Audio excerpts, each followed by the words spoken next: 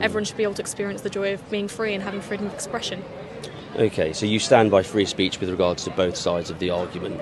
I think free speech is defensible, but you can't then be... I feel a lot of people who say we deserve free speech try and say that in an attempt to release themselves from the consequences of free speech. So you can say whatever you like, but it's not like you prevent yourself from getting a reaction. If you say something, expect consequences. Sure, and that's fair, isn't it? We've got laws in place to protect people. Yeah. So I think I'm hearing what you're saying. My question is, under 18, shouldn't that be protected in some regard? And then over 18, consenting adults, do what you want. That's an opinion of a lot of people, whilst we see a lot of people refer to radical gender theory being pushed on minors. What are your thoughts on that? Do you think it should be for over 18s? I think that, well, as I've said, gender is kind of more of a construct that I think is kind of, because it's so ingrained in culture, it is imposed on us from birth.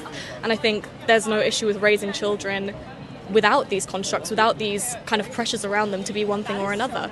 So for me, if a child wants to identify one way or another, they should be able to. And when it comes to people saying things like, oh, they're pushing hormones and whatever on them, I think I've never actually heard of that happening. I've never heard of children being forcibly putting on actual hormone therapy. It's available, but it's not pushed. And also all they'll get really at that age, especially in the UK, is hormone blockers, not actual hormone replacement. So, and that is something that can be immediately reversed. So it sounds to me like, going back to my question, which is what I'm after today, is what's the end goal? It sounds to me like the end goal is equality.